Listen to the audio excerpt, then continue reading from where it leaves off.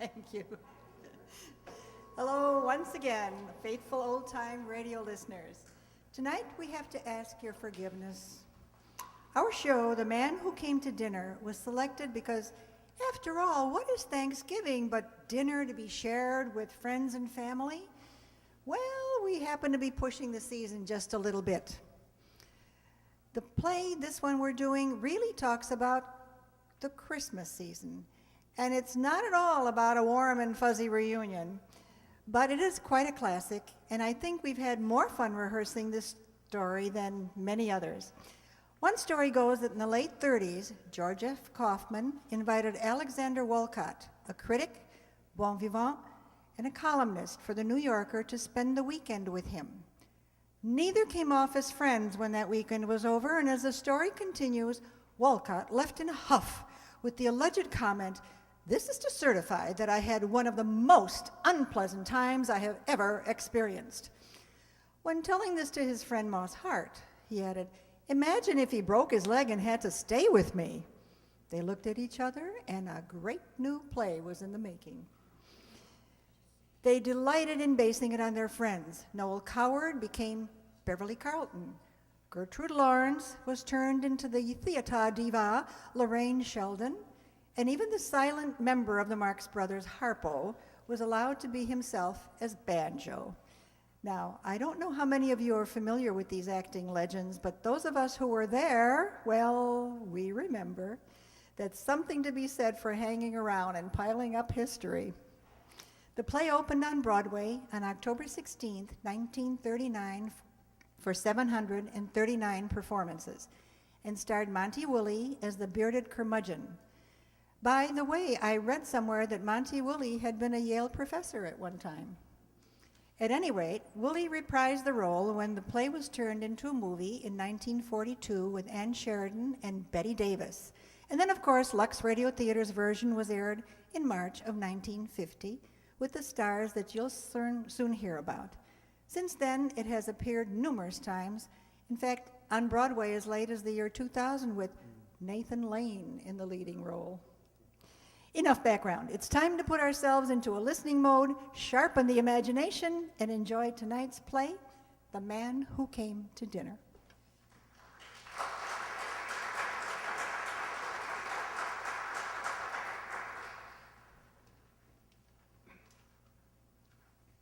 LUX presents Hollywood.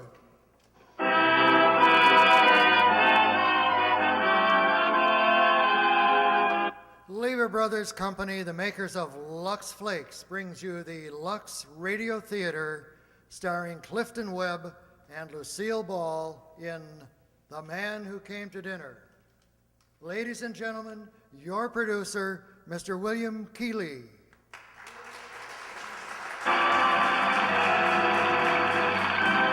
Greetings from Hollywood, ladies and gentlemen.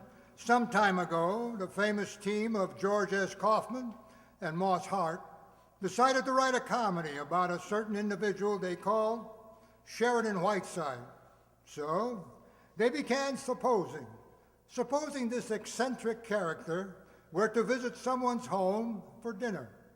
And suppose he fell down the steps and, well, there you are.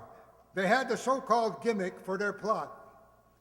The play, born that day, they named The Man Who Came to Dinner. It had a long run on Broadway, and later I had the pleasure of directing the screen success. In casting the part of Sheridan Whiteside, the problem is to find an actor who can at once be charming and detestable. In short, a genius like Clifton Webb, who played the part for 2 years on the stage. And co-starring with him is a vivacious young lady who has quite a flair for comedy herself, Miss Lucille Ball.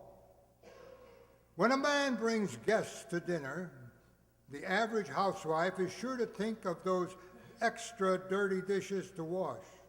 But with Lux Flakes as a permanent member of the household, well, it isn't quite so discouraging. Unexpected guests are far more popular when Lux goes to work.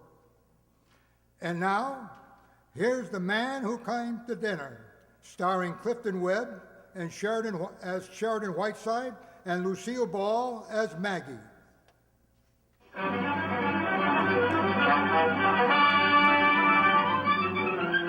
2 weeks ago, an event of international impact occurred in Messalia, Ohio.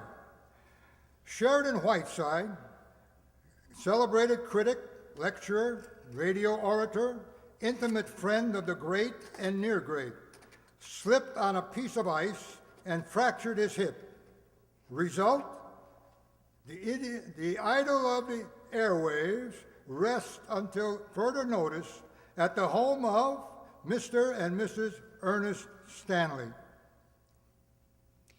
Oh, isn't it wonderful, Ernest? At last he's coming out of his room in a wheelchair. It's about time he decided to see some member of this family. Oh, you can't blame the poor man for being cross with us, dear. You know, he just never goes to dinner anywhere, and then he finally agreed to come here, and then this had to happen. Yeah. Here's the calf foot jelly you wanted, Mrs. Stanley. Oh, thank you, Sarah. Just a little something to cheer him up, Ernest. You know who phoned this time, Mother? George Bernard Shaw. And look, we're all over Time magazine. Yes, dear, I saw it. When do you suppose he's going to leave here? Phone going like mad, day and night, messenger boys running in and out. Pardon me, Mrs. Stanley. Yes, Miss Cutler? You mean he's coming out now? He is indeed. You may wheel out our little patient, Miss Preen. Oh, Mr. Whiteside. I hope you're feeling better. I'm suing you for $150,000. Huh? said- How's that? I You're said- what? I said I'm suing you for $150,000. Oh, dear. My calf's foot jelly. Made from your own foot, no doubt. Mr. Stanley, since this village quack who calls himself Dr. Bradley tells me that I should be confined in this moldy mortuary for at least another 10 days, due entirely to your stupidity and negligence, I shall require the exclusive use of this living room, as well as that drafty sewer you call the library. I want no one to come in or out while I'm in this room. Oh, but Mr. Whiteside, we have to go up the stairs to get to our rooms. Isn't there a back entrance? Well, yes, of course, Well, but... then well, please use that. Oh, I shall also require a room for my secretary here, Miss Cutler. I should have a great many calls, so please do not use the telephone. I sleep until noon and require absolute quiet throughout the house until that hour. Now then, where's your cook? Hey, Mr. Whiteside, if I may interrupt you for just a minute. You may not, sir.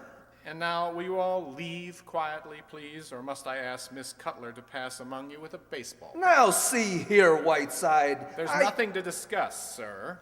Considering the damage I have suffered at your clammy hands, I'm asking very little. Good day. I'll call you from the office, Daisy. Not on this phone, please. Here's the luncheon menu, Mrs. Stanley. oh, but I've already ordered lunch. It'll be sent to you on a tray. Oh, Miss Preen, get your fish hooks off my wheelchair. I happen to be a registered nurse, Mr. Whiteside, and I will Go have... read the life of Clara Barton and learn how unfitted you are for your chosen profession. Well, Mr. Whiteside, shall I look in on you again this afternoon? If you do, Dr. Bradley, I shall spit right in the eye. Oh, what a sense of humor you writing fellows have. By the way, I've been doing a little writing myself. Why, I just happen to have a copy with me. It's called 40 Years, an Ohio Doctor. I shall lose no time in reading it, if you know what I mean. Much obliged, Mr. Whiteside. Now, don't forget our little pills. Well, Sherry, I must say you behaved with all your accustomed grace and charm. Listen, Repulsive, I did not wish to cross this cheerless threshold. I was hounded and badgered into it. I now find myself, after 2 weeks of racking pain, accused of being without charm. What would you have me do, kiss them? Well, you know, when I finish up this job, I too may write a book, A Cavalcade of Insult, or Through the Years with Prince Charming. Good morning. Oh, no. My name is Harriet Stanley, Mr. Whiteside. I saw this holly framed green against the pine trees. It was the nicest present I could bring you. What was that? Mr. Stanley's sister. I've talked to her a few times. She's quite strange. Strange. She's right out of The Hound of the Baskervilles. You know, I've seen that face before somewhere. Oh, nonsense, you couldn't have. Oh, well. Maggie, take a telegram. Columbia Broadcasting. You may schedule my Christmas Eve broadcast from Stanley residence in Messalia, as I shall be unable to proceed to Hollywood. Stop. For special New Year's Eve broadcast, I'll have as my casts and guests Yasha Heifetz, Catherine Cornell, Schiaparelli, the Luntz, and Albert Einstein, with Haile Selassie on shortwave from Ethiopia. Whiteside. Sherry, are you sure you'll be able to leave after Christmas? Of course I will. Send a cable to the Dalai Lama, Lhasa, Tibet. Dear Boo Boo, schedule unchanged. Can you meet me in Calcutta, July 12th? Dinner 8:30, Whiteside. Oh, and wire Arturo Toscanini. Counting on you January 4th, Metropolitan Opera House, my annual benefit for paroled murderers. Would you have a quiet supper with me and Ethel Barrymore afterwards? Whiteside. Hello? Who? Mrs. Stanley is too drunk to talk. Now, what's this? A cable from that dear friend of yours, Lorraine Sheldon. Well, can't you read? Sherry, my poor sweet lamb, have been in Scotland on a shooting party with Lord Bottomley, and only just heard of your poor hip. Sailing Wednesday, Queen Mary. Cannot wait to see my poor sweet Sherry. Your blossom girl, Lorraine. In the words of the master, I may throw up. Don't be bitter, Puss, just because Lorraine is more glamorous than you are. Here, give me the rest of those cables. Lorraine Sheldon, Lord Bottomley. My Aunt Fanny. Here's one from Destiny's Tot. Oh, yes, England's little rover boy, Beverly Carlton. He's leaving Honolulu, be in Hollywood next week. Hollywood next week, huh? Mm-hmm. So why couldn't he stop here on his way out to New York? Send a cable. Beverly Carlton, Royal Hawaiian Hotel, Honolulu. If these people intend to have their friends use the front door... Well, what do you want them to use, a rope ladder? I will not have a lot of mildewed grave robbers rushing in and out of this house. Good morning, Sarah. There's nobody home. The Stanleys have been arrested for dope peddling. Go away. Good morning, Mr. Whiteside. Maggie, get rid of him. Get rid of him. I'm Jefferson of the Messalia Journal. Sherry, I told you about Mr. Jefferson. He wants to interview you. Oh, yes. The fellow who's been squiring you to the movies, huh? What do you do, Mr. Jefferson? Sit in the balcony playing footsies with her? Well, I warned you about him, Bert. Pass me that box of goodies, will you please? You know, Mr. Whiteside, you're the biggest news to hit Messalia since the end of the war. Pecan butternut fudge. Rather toothsome. Time for your pills, Mr. Whiteside. Oh, my. You mustn't eat candy. It's very bad for you. Miss Preen, my great-aunt Jennifer ate a whole box of candy every day of her life. She lived to be 102, and when she had been dead for 3 days, she looked better than you do now. Oh! Now, what were you saying, old fellow? I can report to my readers that chivalry is not yet dead. Now, what do you think of Messalia? How long are you going to be here, Mr. Whiteside? A, Messalia is a town of irresistible charm.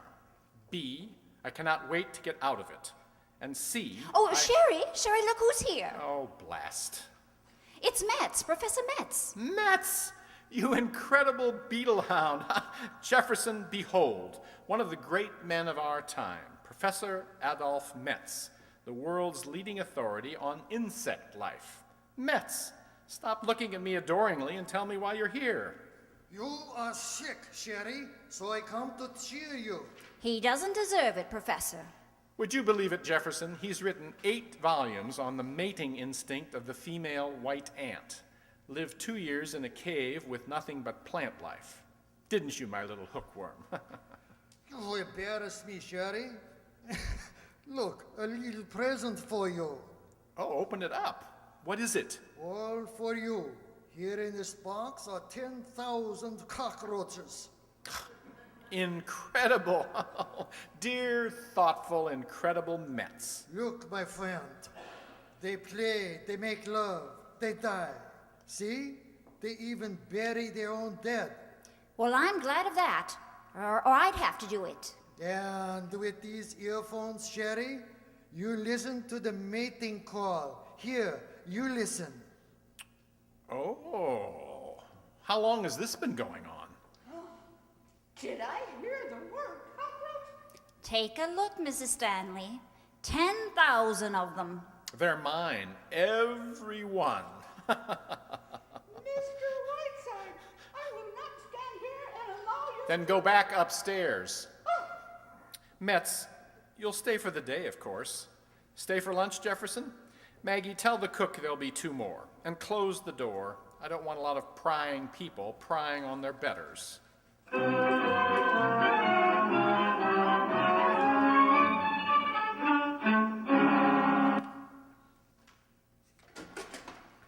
Mr. Whiteside, I want to talk to you. I am busy, Mr. Stanley. I am listening to my cockroaches. Oh, now, Ernest, don't lose your temper, dear. I've stood all I'm going to stand. Indeed? I just received a bill from the telephone company. Long distance calls, $984. Mr. Whiteside, I realize you're a distinguished man of letters. Oh, yes, of course. We Please. But ever since you came here, we have not been able to call our souls our own. I have to tiptoe out of the house in the morning. Now, Ernest. And I come home to find a man putting cockroaches in the kitchen. Oh, no. They just escaped, dear. He was looking for them. Have you quite finished? No! I go down to the cellar this morning and trip over an octopus that William Beebe sent you. And stop pawing me, Daisy. Mr. Whiteside, my husband didn't mean anything. Yes, I did. I meant every word of it.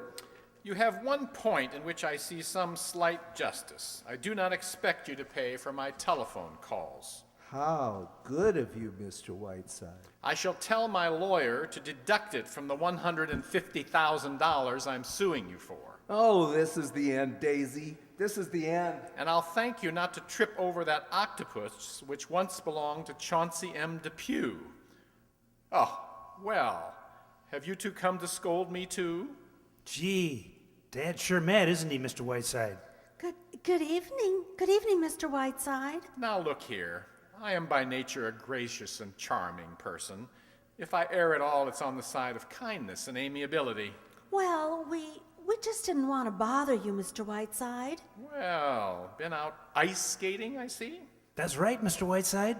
Ah, me. I used to cut figure eights myself, arm in arm with Betsy Ross, waving the flag behind us. Oh, it was wonderful on the ice today. Miss Cutler and Mr. Jefferson were there, too. Maggie? Skating? And I got a swell picture of her. You see, I'm kind of an amateur photographer, Mr. Whiteside. That he is, Sherry, that he is. Well, have a nice nap while I was gone? Come on, June. We better get ready for dinner. Okay. Well, cat got your tongue, Sherry? Don't look at me with those great cow eyes. Where have you been all afternoon? Necking with Bert Jefferson? I have news for you, Sherry. We have a genius in town. Yes, I know. I'm talking about Bert, and I'm serious. He's written a play. It's great, Sherry, and here it is. I want you to read it tonight. Any further orders, miss? Oh, it just cries out for Catherine Cornell. Sherry, if you like it, will you send it to her? And please, you will read it tonight. Not tonight, nor any other time.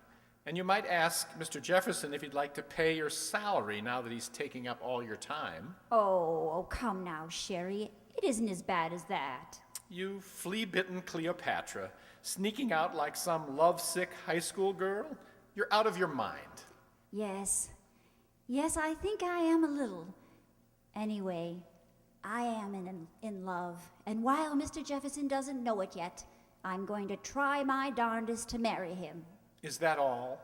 Yes, except that, well, I suppose this is what may be called my notice. It's incredible. Incredible. Swept off your feet in 7 days by a second-rate small-town newspaper man? I can't explain it, Sherry. I can only tell you that it's so. Well, here I am, a hard-bitten old cynic, behaving like True Story magazine and liking it. Well, what can I do about it, darling? We're leaving tomorrow. Hip or no hip, we're leaving here tomorrow. I'll pull you out of this stardust if I have to. Oh, it's no good, Sherry. I'd be back on the next plane. Oh, and don't think that I'm not grateful to you. But you don't know Bert. He's gentle. He's unassuming. I'm completely unconvinced. You are drugging yourself into this Joan Crawford fantasy. And before you become completely anesthetized, I should do everything in my power to bring you to your senses. Now, listen to me, Whiteside. I know what a devil you can be. I've seen you do it to other people, but don't you dare do it to me. Don't drug yourself into the idea that all you're thinking about is my happiness. You're thinking a little of yourself, too, and all those months of breaking in a new secretary. Well, I've seen you in a passion before, when your life has been disrupted and you couldn't dine in Calcutta on July 12th with Boo-Boo. Well, I'm going to marry Bert if he'll have me, and don't you dare try any of your tricks. I'm on to every one of them, so lay off. And that's my message to you, Lord Fauntleroy.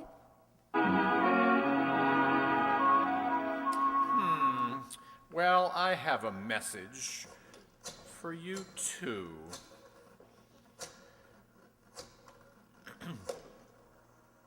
Hello? Long distance? I want to place a transatlantic call, please. Miss Lorraine Sheldon aboard the steamship Queen Mary. Sheldon. S-H-E-L-D-O-N. Well, good evening, Mr. Whiteside. Come back on Arbor Day, Dr. Bradley. I'm awaiting a most important telephone call. Now, what could be the best news I could possibly bring you? You've been stricken with hydrophobia. Mr. Whiteside, you are a well man. You can leave here tomorrow. Well, sir, I looked at those little x-rays again this afternoon, and guess what? All this time, I've been looking at the wrong x-rays. You what? Yes, sir. All this time, I've been looking at old Mrs. Moffat's x-rays. Lower your voice, will you? Why, aren't you pleased? Delighted, but your news comes at a very curious moment. Oh? Dr. Bradley, I've been reading your book, 40 Years as Something or Other, I believe. Yes, Mr. Whiteside, yes. I consider it one of the great literary contributions of our time. Mr. Whiteside. It has its little rough spots, but of course, if I was hoping I could stay here in Massalia and work with you. Mr. Whiteside. You see, if my lecture bureau learns that I am well, they'll insist that I fulfill all my engagements. Therefore, Dr. Bradley, we must not tell a soul, not even my secretary, Miss Cutler. You understand? Not even my own wife. Fine. We can start tonight. I've got one patient that's dying, and then I'll be perfectly free. I think tomorrow morning may be better. Oh, this is a private call, Doctor. You'll forgive me? Tomorrow morning it is. Yes.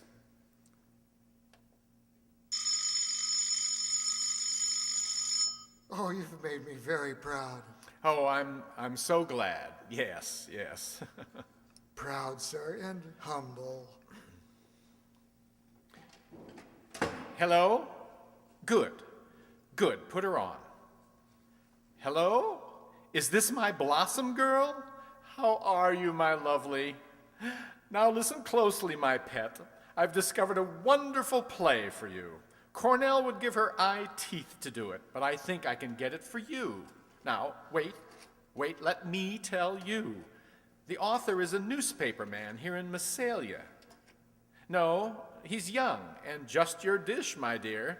Now, it may take a little doing, but you're the girl who can do it. Isn't that exciting, my pet? Yes. Yes, that's right. Now look, don't send any messages, just get here. Yes, that's right. Goodbye, my blossom.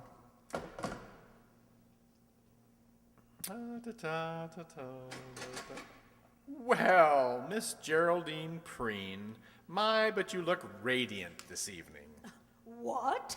Oh, Mr. Whiteside, at times. Well, I simply don't understand you. May I see you a moment, Sherry? Of course, Maggie dear. Oh, we were just taking our little pills. Sherry, I'm sorry for what I said before. Oh, we all lose our tempers now and then. I promised to have dinner with Bert and to go to a movie, but we'll come back and play cribbage with you instead. Fine, fine. Well, we'll see you soon, Sherry dear. No hurry, my pet. No hurry. I'm just a little wabbit in the sunshine. I'm just a little wabbit in the rain.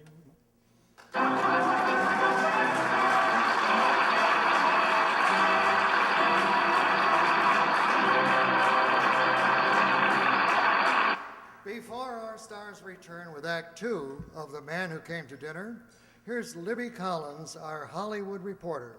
With a poser for you, John. What famous star wears fuchsia stockings with fuchsia and chartreuse shoes in her latest picture? A dancer? Oh, you're warm. She stars with Victor Mature and Phil Harris in a 20th Century Fox production, and her lovely legs are famous. Why, Betty Grable, of course, in Wabash Avenue. Right. And all her costumes are ravishing in Technicolor. She has dozens of nylons and exquisite shades made especially for the role. They cost $9 a pair. Wow. I guess Victor and Phil are glad they didn't foot the bill. Or did I steal a pun from Phil?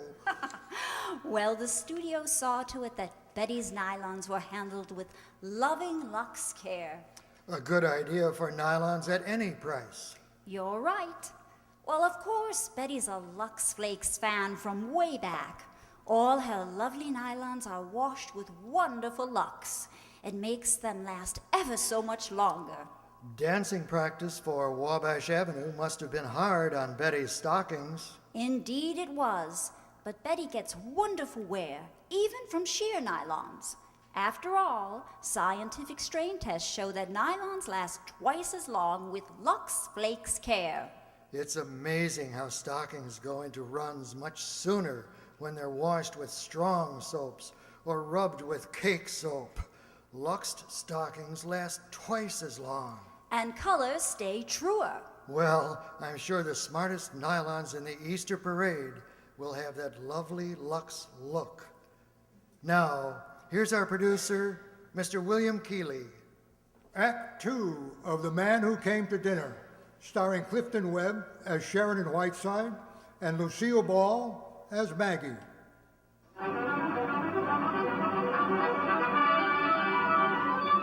Well, Maggie's in love, but Sheridan Whiteside hasn't the slightest intention of losing a very valuable secretary. He's counting on a real expert to break up the romance. Lorraine Sheldon, due in Massalia today, the day before Christmas. Just look at these Christmas presents, Miss Cutler. All from Mr. Whiteside. Well, Sarah, you see, Christmas is Mr. Whiteside's personal property. He invented it, and it belongs to him. My land. From Shirley Temple, Mr. Belvedere, gorgeous George. And Mr. Whiteside's tree is so beautiful, too. Mr. and Mrs. Stanley had to put their Christmas tree in the bedroom, you know. They can hardly undress at night. What's this one, Miss Cutler? That's from his sponsor, Sarah, a full year's supply of cream of mush. And he'll give it right back to them over the air. The things he finds time to do. Yes, he certainly sticks his nose into everything. Miss Cutler, you haven't seen the family, have you? Aren't they upstairs? Well, I mean the young ones. Nobody seems to know where they went after Mr. Whiteside talked to them. Oh, Christmas shopping, probably. Well, if I'm going downtown, I'd better let him know. Sherry? May I come in? Come in, Elsie Dinsmore. That must have been quite a session you had, Sherry, with the Stanley heirs. What did they want? Good, sound advice, Madam Butterfly, and they came to the right place for it. Now, June thinks she's in love with some fellow in her father's factory. He's a labor agitator, Sherry. She admits it. And Richard, well, he wants to quit high school and go around the world. Really? Sherry, you didn't agree with them, did... Oh, well. Well, since you don't need me, I'm going downtown to meet Bert. Oh, you're free to go and come as you please, dear. The radio man may get here before I'm back, so better start cutting the script, Sherry. What time does Beverly Carlton arrive? Shortly, I hope. Staying over? No, he has to go on to New York. I won't be long, Sherry. Another package for you, Mr. Whiteside. Only it's a crate, Mr. Whiteside, with an express man. Come in, my good man. A crate, huh? Some kind of animal, Mr. Whiteside. The label said it's from Admiral Richard E. Byrd. Why, they're penguins. Look at them there in their cellar. Directions for feeding them are right on top. It says to be fed only whale blubber, eels, and cracked lobsters. They got 7-Up this morning and liked it. Just look at the little fellows. How are you, my pretties? Sarah, you better order a couple dozen lobsters. I don't suppose there's any whale blubber in Massalia. Well, Merry Christmas. Oh, yes, there is. Take the crate, Sarah, and open those slats a little. They seem so crowded in there. You bet, Mr. Whiteside. Mr. Whiteside, it's been a full week now. My book. When are we going to start on my book? There, Mr. Whiteside, they're getting out of the crate. Doctor, will you go in there and capture them, please? Cockroaches again? No, penguins, 4 of them, and try to amuse them, please, until I come in. Who is it, Sarah? Who's at the door? Sherry, my sweet. Lorraine, my blossom girl. Oh. Oh, darling, look at that poor, sweet, tortured face. Let me kiss it. How drawn you are. Sherry, my sweet, I could cry. All right. You've made a very nice entrance, dear, and I'll just relax. But Sherry, darling, I've been so worried seeing you in this wheelchair. It happens to be the most comfortable chair in the house. Now, take off that skunk and tell me everything. Darling, I'm so relieved you look perfectly wonderful. I just dashed through New York. Now, don't be coy, Blossom Girl. I want to know all about you and that splendid bit of English mutton, Lord Bottomley. Have you hooked him? Sherry, dear, you're dreadful. By the way, has he had his teeth fixed yet? Sherry, really, Cedric may not be brilliant, but he's rather sweet, poor lamb. He's very fond of me, and he does represent a kind of English way of living that I like. But don't be surprised if I am Lady Bottomley before very long. Lady Bottomley. Won't Kansas City be surprised? I shall be a flower girl and give the groom an iron toothpick as a wedding present.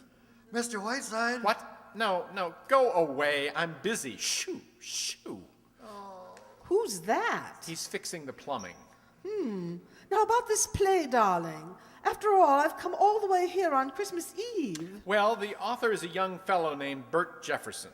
He brought the play to me with the understanding that I'd send it to Kit Cornell.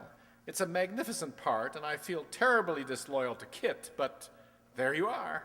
Darling, how can I ever thank you? Did he know I was coming, Mr. Jefferson? No. You're just here visiting me.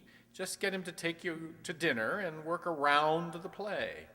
Good Lord, I don't have to tell you how to do these things. How'd you get all your other parts? Sherry! Now run back to your hotel and get into your working clothes. By the way, who do you think is paying me a flying visit? None other than your old friend, Beverly Carlton. Beverly? Oh, really? Come, my dear. Mustn't be bitter just because he got better notices than you did. Oh, don't be silly, Sherry. I simply would not care to act with him ever again, that's all. Sherry, what do you think? Bert just gave me the most beautiful... Maggie, darling. Santa's been at work, my pet. Blossom Girl just dropped in out of the blue and surprised us. Hello, Lorraine. Oh, is that you, Bert? Lorraine, this is Mr. Bert Jefferson, Miss Lorraine Sheldon. I didn't catch the name. Jefferson? That's right, pet.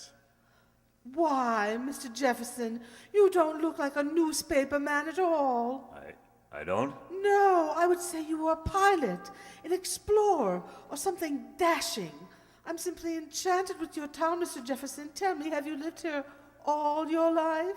Well, not yet. If you wish to hear the story of his life, Blossom Girl, kindly do so on your own time. Oh, he's the rudest man in all the world. Can I drop you, Mr. Jefferson? I have a taxi. Well, my car is out there. Suppose I drop you. But that would be lovely. Bye, Sherry. Bye, Maggie, dear. Sherry? Sherry, I want to talk to you. Oh, yes, the broadcast. 4 minutes to cut, you said? Quite a surprise, wasn't it, her dropping in? Oh, yes, yes, it was. Now, come on, Maggie, come on, get to work. How long is she going to stay? Oh, I don't know, a few days? Now, look here, Maggie, just because a friend of mine happens to come out to spend Christmas with me, and I... You got some more company, Mr. Whiteside. He's a foreigner. Sherry, my dear and magpie. Beverly! Come in here, you Piccadilly pen pusher, and gaze upon a soul in agony. Don't tell me how you are, Sherry dear. I want none of the tiresome details. I have only a little time, so the conversation will be entirely about me, and I shall love it. Maggie dear, say something beautiful to me. Hi. As for you, Sherry, without going into mountains of self-pity, how are you? I am fine, you presumptuous cockney. Now tell me, how was your trip? Fabulous. By the way, did I glimpse Lorraine Sheldon in a motor car just now? You did indeed. She's paying us a Christmas visit. Dear girl. They do say she set fire to her mother, but I don't believe a word of it. Sherry, my evil one. Not only have I written the finest comedy since Moliere, but also the best produced since my last one, and an operetta that frightens me. It's so good. I shall play it for 8 weeks in London. That's all. No matinees. Magpie, why don't you desert this cannonball of fluff and come with me? Be careful, Beverly. You're catching me at a good moment. Tell me, Beverly, did you have a good time in Hollywood? 3 unbelievable days. I saw everyone from Adrian to Zanuck. They came, poor dears, as to a shrine. What about Banjo? Did you see my wonderful Banjo? He gave a dinner for me. I arrived in white tie and tails to be met at the door by 2 bewigged flunkies, who promptly proceeded to take my trousers off. Dear, incomparable Banjo. No, Mr. Whiteside? No, just go away. Shoo, shoo. Kidnapped somebody, Charlie? Yes, that was Charlie Ross. Of course, you know about Lorraine and Lord Bottomley. Know about it, dear fellow. Practically no one's betting on the Derby this year. They're all making book on Lorraine. Have you ever met Lord Bottomley, Magpie? Not a very good shooting today, bastard. Only 6 partridges, 4 grouse, and the Duke of Sutherland. Good Lord, that's Bottomley to the very bottom. A ripping debate in the House today. Basil spoke for 4 hours. Dropped dead at the end of it. Ripping! Oh, you're making it up. No one sounds like that. Why, it's so good, it's uncanny. Sherry, darling, I must run. I can only tell you that my love for you is so great that I have changed trains in Chicago just to be able to wish you a Merry Christmas. If that's the radio people, Maggie, get rid of them. Hello? Oh, hello, Bert. Oh, well, hold on. Beverly, would you talk to that newspaper man for just a minute? I sort of promised him. Won't have time, Magpie, unless he goes to meet me at the station. Oh, thanks. Go to the station and wait for him. Oh, yes, he's leaving now. Bye, dear. Broadcasting tonight, Sherry? Fortunately, I shan't have to hear you. Au revoir, Sherry. Merry Christmas, Magpie. Well, I'll go to the door with you. And start cutting that script, Sherry.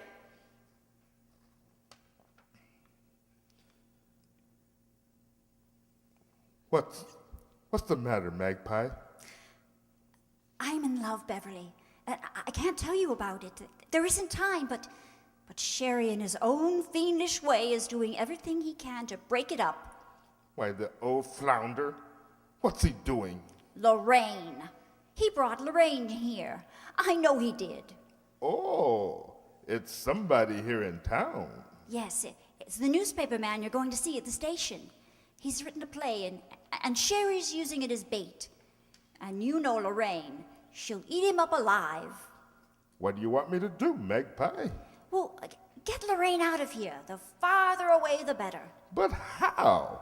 I'm leaving. Well,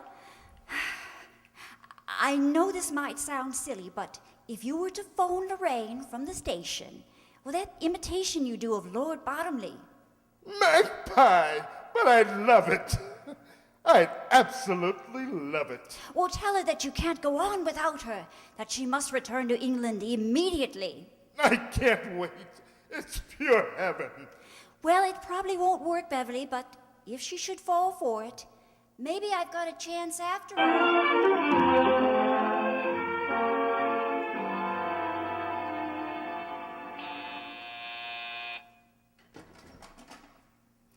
Oh, hello, Lorraine.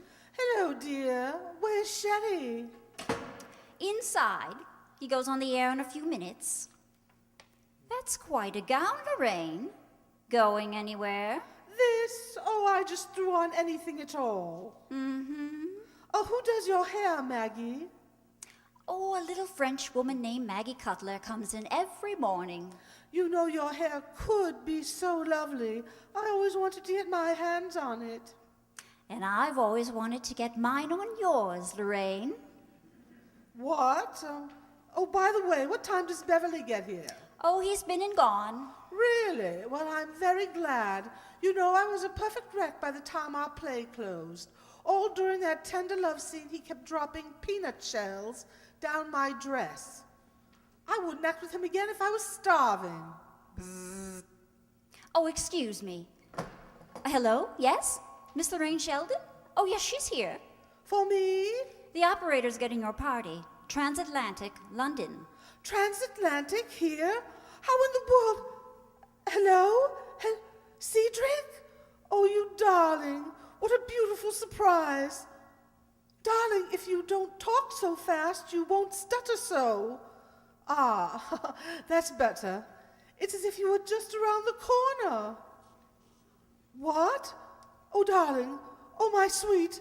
Oh, my darling Cedric. Dearest, would you wait just a moment? Maggie, would you mind? It's Lord Bottomley. Very personal call. Not at all, Lorraine. Not at all. Yes, my dearest. Will I marry? Oh, yes. Yes, 1,000 times yes. Darling, darling, you're stuttering again.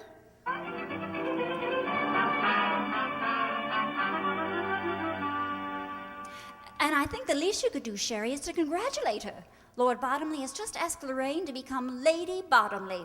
Isn't it simply exciting? Naturally, I should have to leave at once. Am I to understand from your girlish squeals that you're about to toss your career into the ash can? Oh, isn't it strange, Sherry? Who would have thought that an hour ago Lorraine would be on her way back to London? Shut your nasty little face. I have a violent headache. Hello, everybody. Say, it's snowing outside. We're going to have a real old-fashioned Christmas. Why don't you telephone your scoop to the New York Times? Bert, Miss Sheldon has to leave town very suddenly. Isn't that a shame? No bad news, I hope. Oh, wonderful, enchanting news, Mr. Jefferson. Anybody admire my Christmas present yet, Maggie? Oh, dear, I forgot. Look, everybody. To me, from Bert.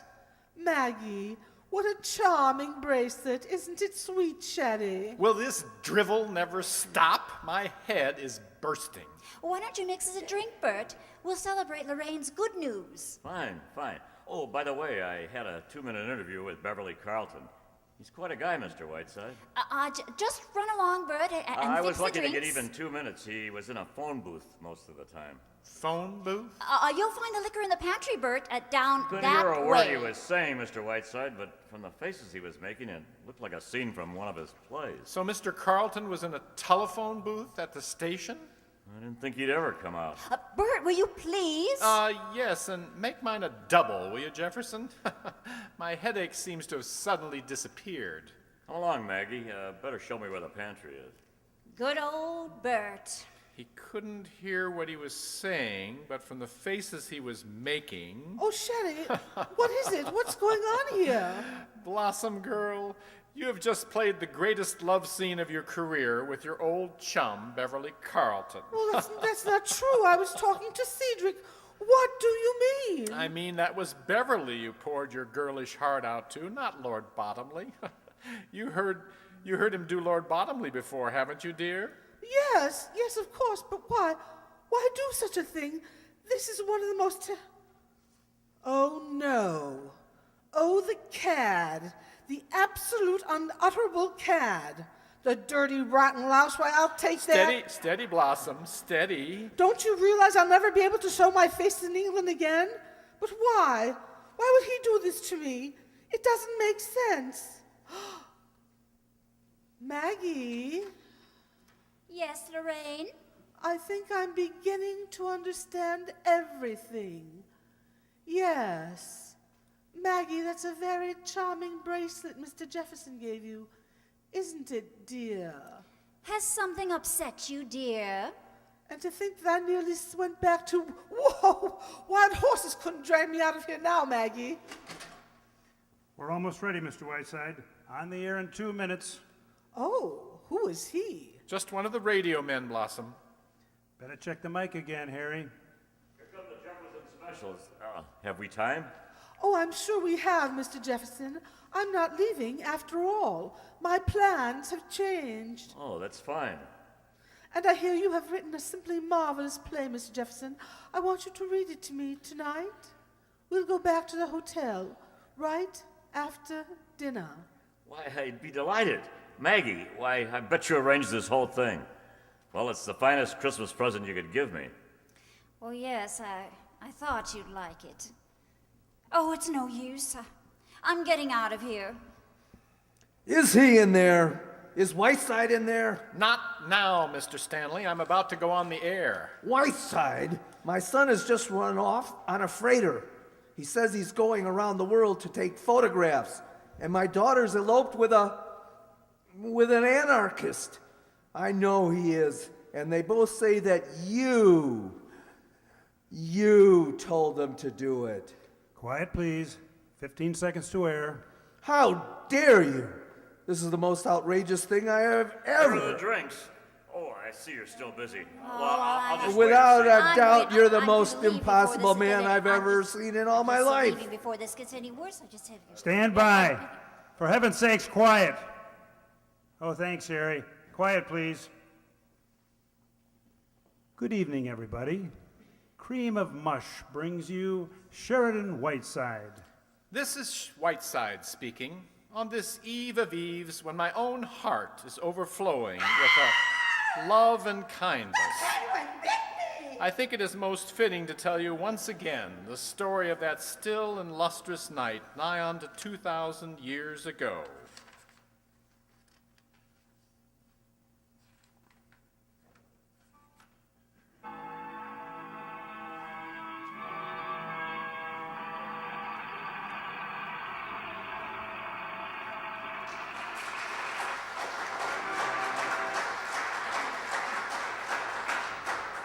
Before we continue with Act 3 of The Man Who Came to Dinner, I'd like to introduce English-born Joan Miller, who comes to the screen by way of the stage in her own radio program. How does it feel to be a guest instead of an MC, Joan?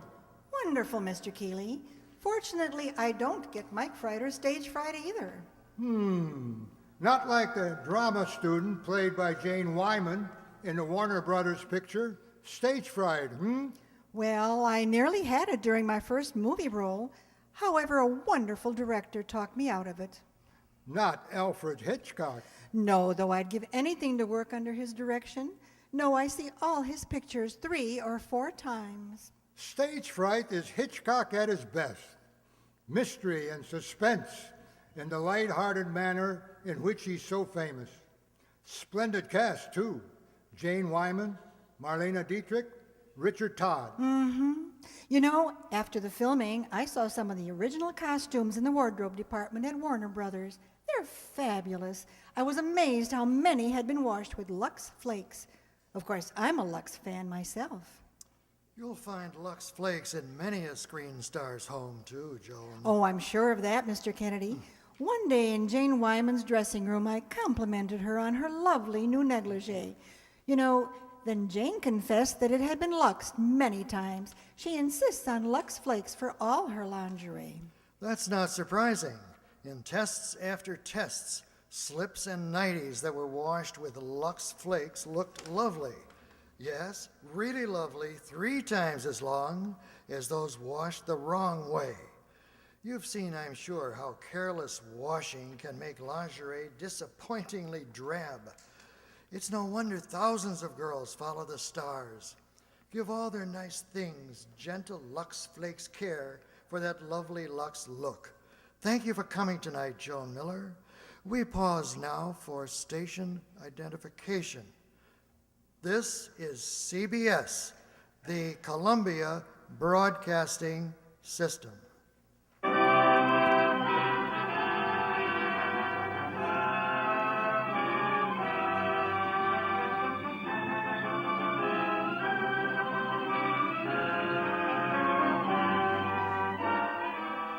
The curtain rises on Act 3 of The Man Who Came to Dinner, starring Clifton Webb as Sheridan Whiteside and Lucille Ball as Maggie. It is now some 15 hours later, Christmas morning in the Stanley household, and a very quiet morning it has been until now. Ms. Preen, Yes, sir. Yes, sir. I'm coming. where do you disappear to all the time, my lady Nausea? Mr. Whiteside, I can only be in one place at a time. That is very fortunate for this community. Now, where's Miss Cutler? She hasn't gone. I'm sure I don't know. Not yet, but she's about to. I'm taking the 1 o'clock train, Sherry. I'm leaving. You're doing nothing of the kind. Honestly, Maggie, sometimes you can be very annoying. You know, Sherry, in a way, you're really quite wonderful. You're annoyed. I wish there was a laugh left in me. Shall I tell you something, Sherry? I think you are a selfish, petty egomaniac who would see his mother burned at the stake if that were the only way he could light a cigarette. I think you are incapable of any human emotion that rises higher than your stomach, and I was the fool of the world for ever thinking I could trust you. Well, as long as I live, I shall never do anyone a good turn again. I would ask you to apologize, Maggie. but Hello. Merry Christmas, everybody. I suppose I'm a little drunk, Maggie, but I could explain everything. Mr. Whiteside, shake hands with a successful playwright. Miss Sheldon thinks my play is wonderful. Isn't that wonderful? Yes, that's wonderful, Bert. Oh, but there's more. Miss Sheldon says the play needs a little bit of fixings, so she's gonna take me to a little place she's got in Lake Placid. We'll work on the play together. Isn't that wonderful? Look, Bert, I suggest you tell us all about this later. Now, why don't you go... I thought if I came early, Mr. Whiteside, we could... Dr. Bradley, I think Mr. Jefferson would like some black coffee and a little breakfast. Will you take care of him, please? But what about my... I bet you never had champagne for breakfast, did you, Doc? Well, today's the day you got it. Now then, Maggie, I'm willing to forgive your tawdry outburst and talk about this thing calmly. Oh, Sherry, why did you do it? Why did you do it? Merry Christmas, Miss Cutler. Merry Christmas, Miss Harriet. Merry Christmas, Mr. Whiteside. Dear Miss Harriet, Merry Christmas. I'm afraid I shouldn't be seen talking to you, Mr. Whiteside. My brother is terribly angry at you sending off the children like you did. But I just couldn't resist asking you, did you like my Christmas present? Oh, forgive me, I haven't opened it. But it's right here, Mr. Whiteside. Wouldn't you like to open it now? Of course. Ah, a photograph. Huh. Why, it's lovely, Miss Harriet. I was 22 when that was taken. Well, I shouldn't be late for church. Goodbye. Goodbye. Goodbye. Oh, let me go! Let me go! Put me down, I tell you! Stop it! Put me down! It's me. I love this madness. I'm here. Banjo! It's Banjo! Hello, Whiteside. It's time for this package. Banjo, put that woman down. That's my nurse, you mental delinquent. Ha! Come to my room in half an hour, girlie, and bring some friends. Oh, you! Whiteside, I'm here to spend Christmas with you. Now give me a kiss. Get away from me, you Hollywood nitwit. How did you get here? Daryl Zanuck loaned me his reindeer. I'm on my way to Nova Scotia, and where's Maggie? Now, where are those wonderful brothers of yours, and how are they, Sappho and Wacko? And what are you going to do in Nova Scotia? I'm sick of Hollywood, and there's a dame in New York I don't want to see. So I figure I'd go to Nova Scotia and get some good salmon. Banjo, I'm very glad you're here. As for Maggie, I'm very annoyed with her. Very. She's turned on me like a viper, repaying my affection by behaving like a fishwife. I never believed for a moment she was really in love with him. Love with who? I just got here, remember? Great Scott, I'm telling you, a young newspaper man here in town. Well, what do you know? What kind of a guy is he? Well, shut up and listen, will you? Well, Lorraine Sheldon happened to come out and visit me. Lorraine here? He's written a play, this young fellow, and you can guess the rest. He's going away with Lorraine this afternoon to rewrite. So there you are. Maggie's inside there crying her eyes out. Wait a minute. I smell a rat, Sherry. Oh, all right, but I did it for Maggie's own good. Oh, sure. You haven't thought of yourself in years. Well, I got Lorraine out here, but I've got to get her away. But how? Better be good, Sherry. That Lorraine's no dope. Trouble is that there's so little time. There must be some way out. There must be. I'm too hungry to think. Excuse me while I look for the kitchen. Tell Sarah I said you're mad, but quite harmless, and hurry back. Mr. Whiteside, I have packed my bags. I'm leaving. I'm through. You realize, Miss Preen, that this is completely unprofessional. Oh, I do indeed. I am not only walking out on this case, Mr. Whiteside, I am leaving the nursing profession. I became a nurse because all my life I was still with the idea of serving suffering humanity.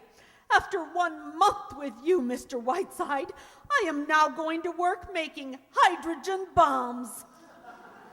And what would Florence Nightingale have to say about this? If Florence Nightingale had ever nursed you, Mr. Whiteside, she would have married Jack the Ripper instead of founding the Red Cross.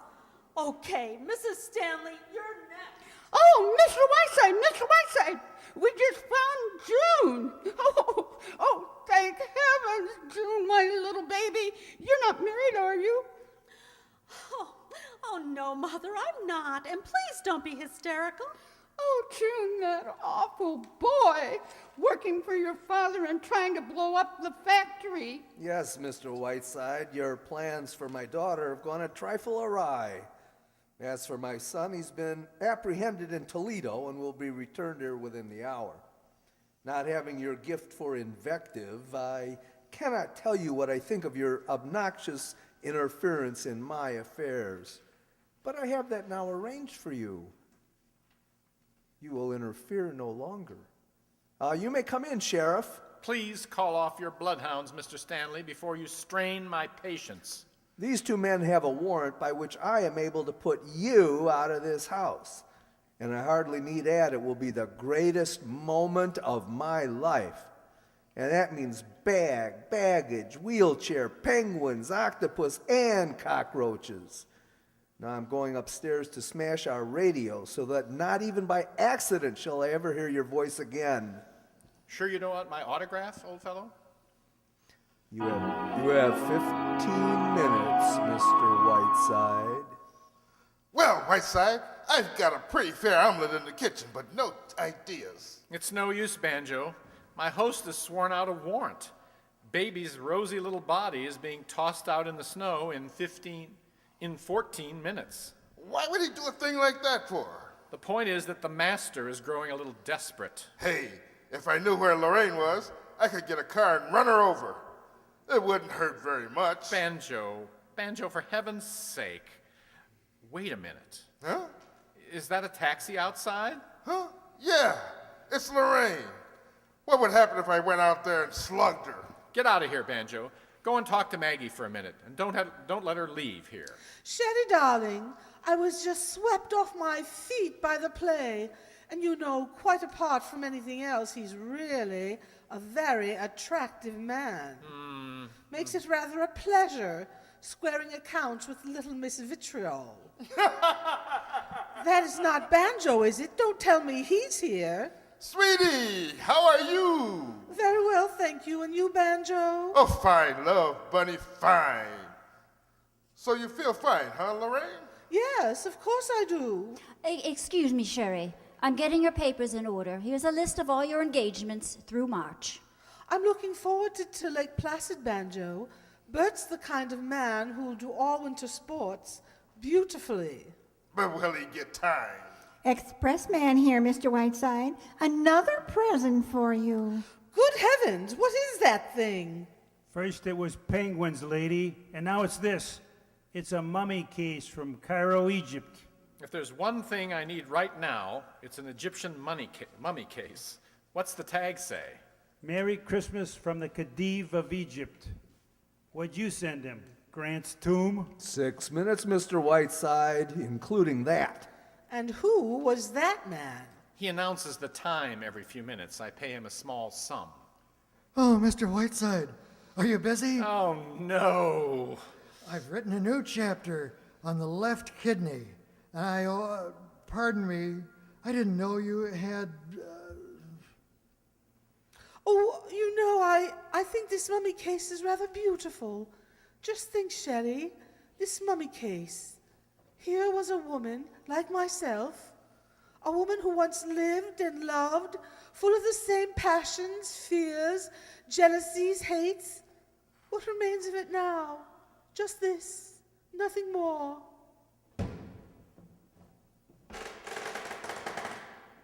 Going somewhere, honey? I want to stand inside. Look at me, Shelley. A span of 4,000 years. And here I am, another woman, living out her life. I want to cry. Whiteside, I think I've got an idea. Yes, so have I. You have? What about? Oh, don't move. Don't move, my dear. Don't even talk. Just stand there, my blossom. There's something about your expression as you stand in that case, like a halo. Why, Shelley, how sweet. Lorraine, dear, in this single moment you approach the epitome of your art. You have given me the greatest Christmas gift of all, the memory of you standing here in this mummy case. Why, darling, I'm all choked up. Make sure it's locked, Banjo. You think she'll be all right in there? Sure, she can breathe easy. I'll let her out as soon as we get on the plane. What are we going to do now? How do we get this out of here? Shh, careful. Here's Maggie. What are all these letters, Sherry? What about this photograph? Oh, Miss Harriet gave that to me. Throw everything else away. Well, I'll see you before you leave, Banjo. Oh, what happened to Lorraine? She just stepped out for a moment, dear. Banjo, this photograph. Look at this photograph. I've got it. It came to me just like that. Huh? What came to you? I knew I'd seen that face before. Harriet Stanley, eh? Well, now I know how to get this mummy case out of here. Sorry, Mr. Whiteside, your 15 minutes are up right Yes, Mr. Stanley, but there's just one favor before I go. I would like you to summon your 2 policemen and ask them to help this gentleman out to the airport with this mummy case. Would you be good enough to do that, Mr. Stanley? I will do nothing of the kind. Oh, I think you will, Mr. Stanley.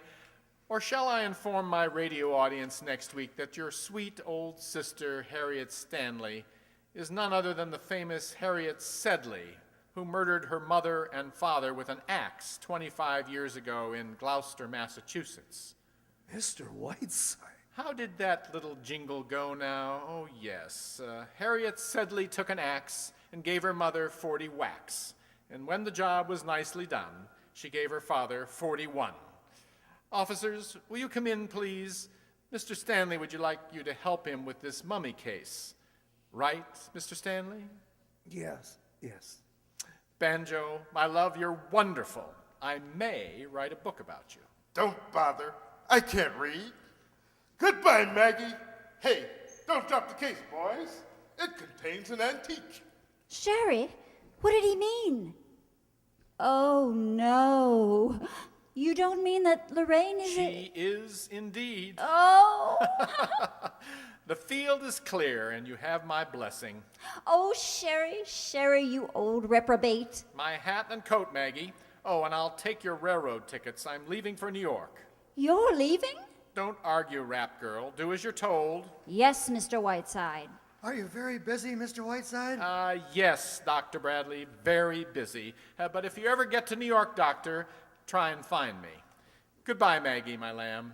Oh, Sherry, you're wonderful. Yes, aren't I? Oh, Jefferson, my boy, I've decided to take your play to Catherine Cornell after all. You'll never know the trouble you've caused. Merry Christmas, everybody. Merry Christmas, Mr. Whiteside. Oh, look at him, Bert.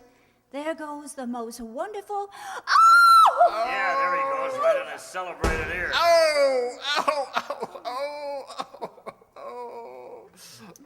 Mr. Whiteside, Mr. Whiteside. He fell down again. Poor Mr. Whiteside slipped on the ice again. Bert, help him. Help him carry him. Preen, I want Miss Preen. Miss Preen. And as for you, Mr. Stanley, I'm now suing you for $350,000.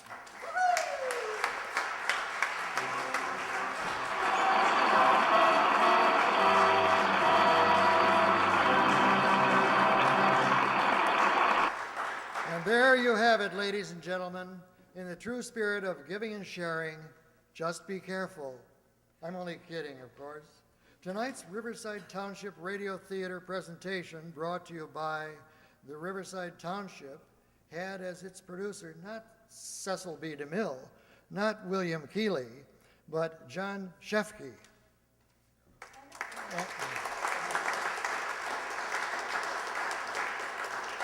And starring as Sheridan Whiteside tonight was a man who just joined our group, Walt Kovalik. And I want you to know that that is indeed his true personality. Okay, I'm kidding. He's really a very nice guy. Starring as Maggie, the role read by Lucille Ball on radio was Donna Amesmeyer. With the love of her life, Bert Jefferson, being taken by Dave Sanchi. Whiteside's hospitable hosts throughout his ordeal were played by Nell Brennan as Daisy Stanley, who was delighted with their guest, and Jay Summerfield as Ernest Stanley, who definitely tired of the whole imposition the day it began. Playing dual roles of daughter June Stanley as well as the poor beleaguered nurse, Miss Preen, was the voice of Judy Marsh,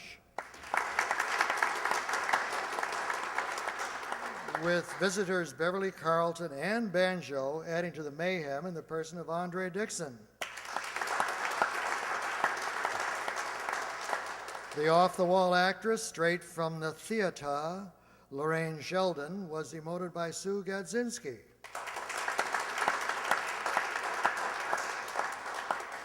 The delivery man, the radio announcer, as well as the Stanley's son, Richard, were all read by our Tom Lenz, who also has the task of producing all our sound effects every month.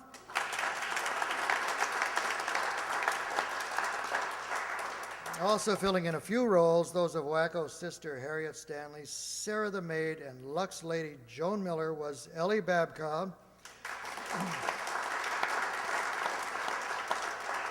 And recreating that famous voice of Lux spokesperson Libby Collins was again Donna Amesmeyer.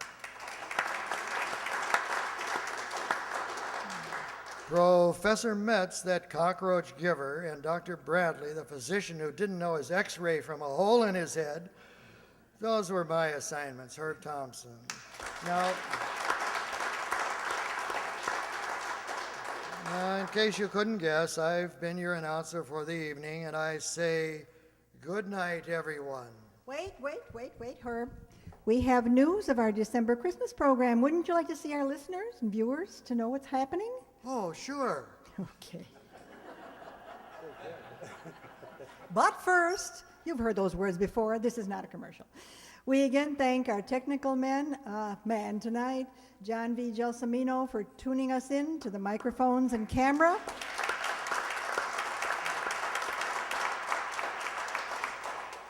It expands our program to local network 6 on cable, and to the Riverside Township, we thank the board, Rich Tusher, supervisor, and actually we have 2 members of the board, Ann and Steve Kibitsky, sitting right there. Could you stand up? Come on, guys.